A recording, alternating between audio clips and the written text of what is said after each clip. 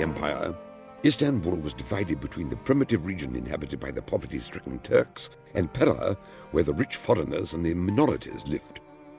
Controlling the empire's economy and internal affairs, the foreigners had formed an untouchable dominion, while the Turks were forced to live like prisoners within their own land. No criticisms of the Sultan or the government were allowed. Corruption was rampant, friend would turn against friend, brother would turn against brother to get a lucrative position in the government. The Imperial War College was no exception. Overcrowded by thousands, lacking sanitation, and crawling with the spies of the Sultan, the pathetic conditions of the school overwhelmed the cadets. Students were even forced to pray 5 times a day in the name of the Sultan and Caliph. In 1899, Mustafa Kemal started his studies as a cadet of the infantry class.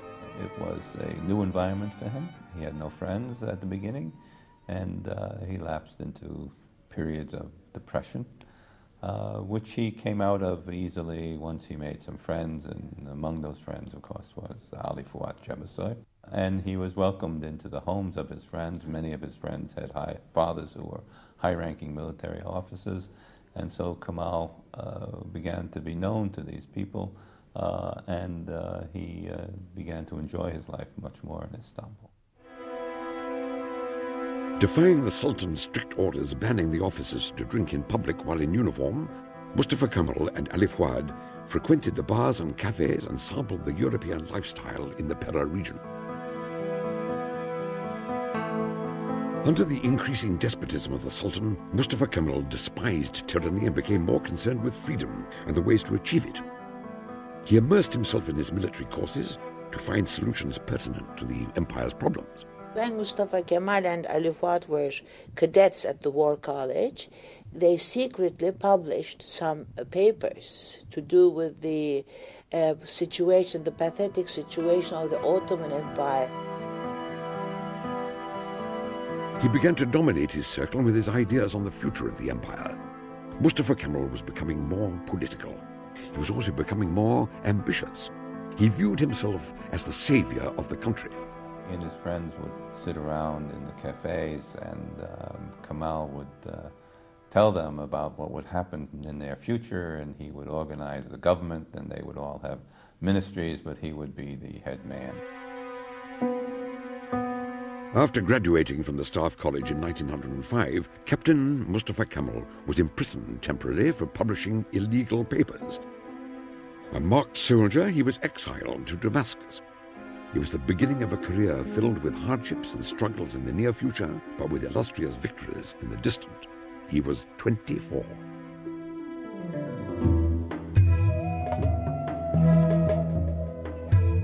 During his 3-year exile in Damascus, Mustafa Kemal witnessed corruption within the army, resentment in the subjects of the empire, and above all, he realized how radical Islam, which ruled their lives, enslaved them and blocked all progress.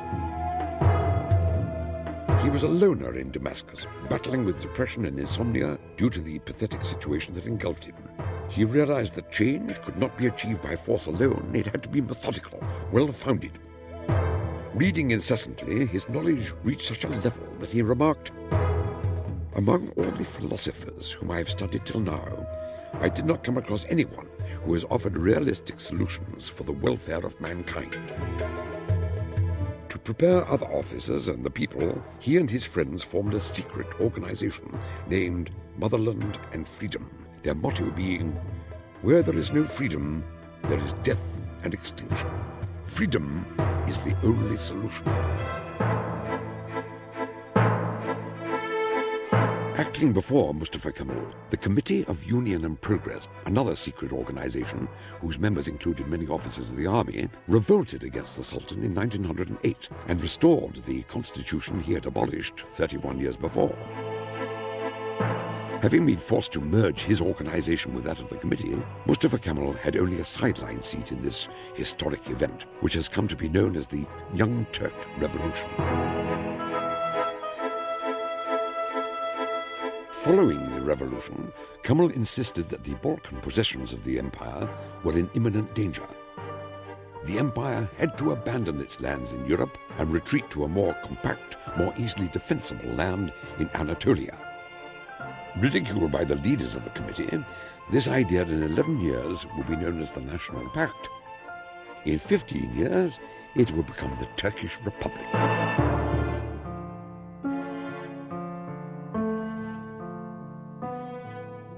A year later, the Sultan staged a counter-revolution to overthrow the liberal democracy established by the Young Turks. Mustafa Kemal was appointed as the staff officer of the army, marching into Istanbul to suppress the counter-revolution. Naming it Army of Action, the 2 telegrams he sent to the general staff contained such terms as nation and the will of the nation. Unprecedented in official correspondence till that day, they foreshadowed his plans for a future government.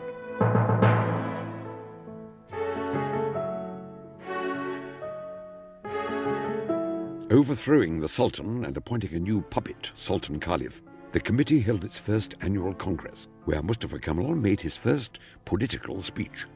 Criticizing the party, he insisted that the military should withdraw from politics and that religion and state affairs should be separated. This, and his further criticism of the party in the cafes and bars of Salonika, led to the severance of his ties with the committee.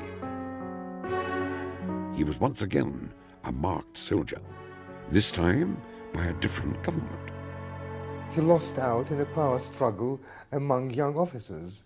He was extremely ambitious, but his main rival, Enver, who then became Enver Pasha, was more dashing, even more ambitious, and the two were in constant competition from the 1908 Young Turkish Revolution onwards.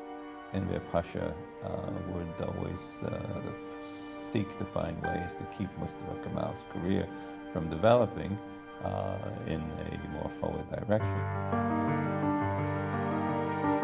Immersing himself in his career, he wrote and translated military books and began to devise strategies for the empire's defense against an attack from the Balkans, which, with the growing appetites of the newly formed nations, seemed highly probable. His reputation began to spread as a highly competent military strategist and field commander after his services in Salonika, Picardy, and Tripoli. Ataturk was a brilliant soldier. He was able to appeal to the common soldier, but he did not get along with his senior officers because when he felt they were wrong, he told them so. As a result of that, the senior people in the army constantly wanted to get Mustafa Kemal as far away from them as they could. After their defeats in the Tripolitanian and Balkan wars, the empire lost most of its possessions in Europe and North Africa.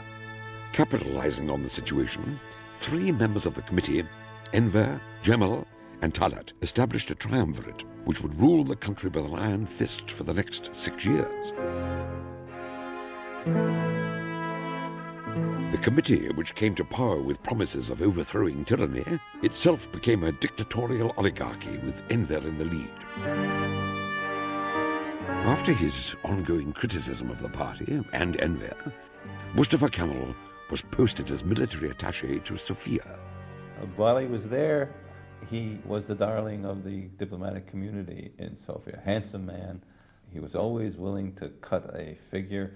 There was a party, and Kemal sent to Istanbul for a Janissary uniform, which created quite a stir in Sofia society.